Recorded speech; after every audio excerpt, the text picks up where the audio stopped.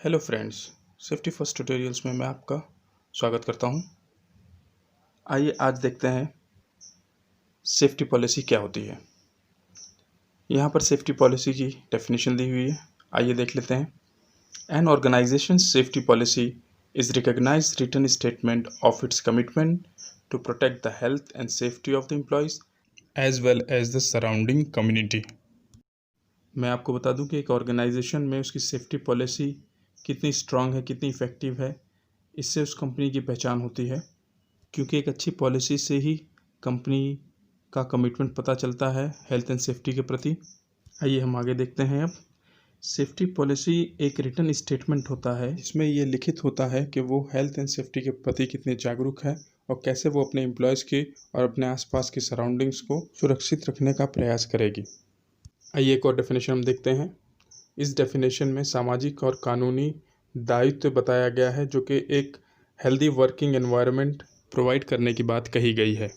आपको साथ साथ ये भी बताता चलूँ कि ये एक निबोश में आया हुआ क्वेश्चन है, जो कि रिपीटेड क्वेश्चन है, और जो लोग भी निबोश की तैयारी कर रहे हैं या करना चाहते हैं उनके लिए ये क्वेश्चन बहुत ही इम्पोर्टेंट है। आइए अब हम आगे देखते हैं कि सेफ्टी पॉलिसी के तीन इम्पॉर्टेंट बेसिकली 3 मेन एलिमेंट्स क्या क्या होते हैं। First policy statement, second management responsibility, third arrangements. ये बहुत ही अच्छा टॉपिक है। एक बार फिर मैं बताता चलूँ आपको कि ये निबोश में आया हुआ क्वेश्चन है और रिपीटेड क्वेश्चन है, इसलिए मैं एक बार फिर से आपको इसके 3 एलिमेंट्स के बारे में जानकारी देना चाहूँगा। आइए हम देखते हैं द 3 की एलिमेंट्स ऑफ सेफ्टी पॉलिसी। इसमें सबसे पहले है जनरल स्टेटमेंट ऑफ इंटेंट।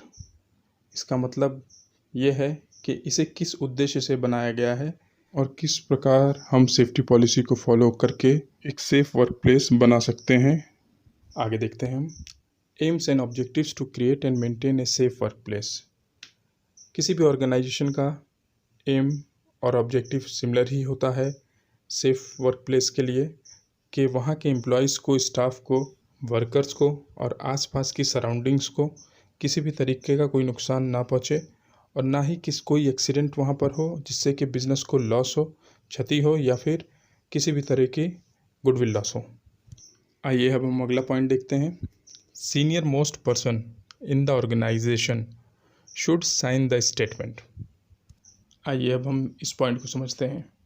एक ऑर्गेनाइजेशन में सीनियर पर्सन यानी कि मैनेजिंग डायरेक्टर, चीफ एग्जीक्यूटिव इत्यादि, इनमें से किसी एक की सिग्नेचर जो ऑथराइज है, जो रिस्पॉन्सिबल है, जो अकाउंटेबल है और जो हेल्थ एंड सेफ्टी के लिए कमिटेड हो, और यही कमिटमेंट एक ऑर्गेनाइजेशन में बेहतर सेफ्टी कल्चर डेवलप करने में मदद करता है। आइए अब हम नेक्स्ट पॉइंट पे चलते हैं। सेकंड पॉइंट है organisation, health and safety and its roles and responsibilities. To allocate health and safety responsibilities.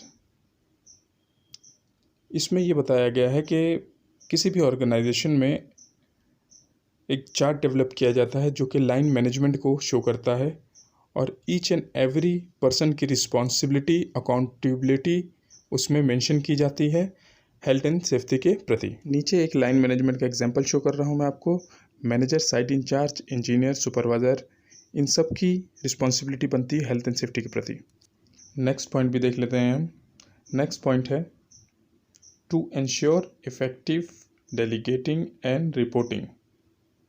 Delegating और रिपोर्टिंग सिस्टम को हम ऐसे समझते हैं जैसे एक प्रतिनिधि, एक पर्सन को अपॉइंट किया जाता है रिपोर्टिंग सिस्टम के लिए। जैसे मैनेजर साइट इंचार्ज से पूछता है जो भी जानकारी लेना चाहता है, हेल्थ एंड सेफ्टी या कोई और रिपोर्टिंग चाहता है, ऐसे ही इंचार्ज अपने सुपरवाइज़र से पूछता है, इंजीनियर से पूछता है। ये डेलीगेटिंग एंड रिपोर्टिंग का सिस्टम का मतलब है यहाँ पर। आइए अब हम सेफ्टी पॉलिसी के थर्ड एलिमेंट को देखते हैं, arrangements, system and procedures. Arrangements में सिस्टम एंड प्रोसीजर्स आते हैं। जैसे भी किसी भी काम को करने के लिए उसके एक सिस्टम डेवलप करना होता है, एक प्रोसीजर डेवलप करना होता है, जो कि हेल्थ एंड सेफ्टी में एक SOP, SWP कहा जाता है, सेफ सिस्टम ऑफ वर्क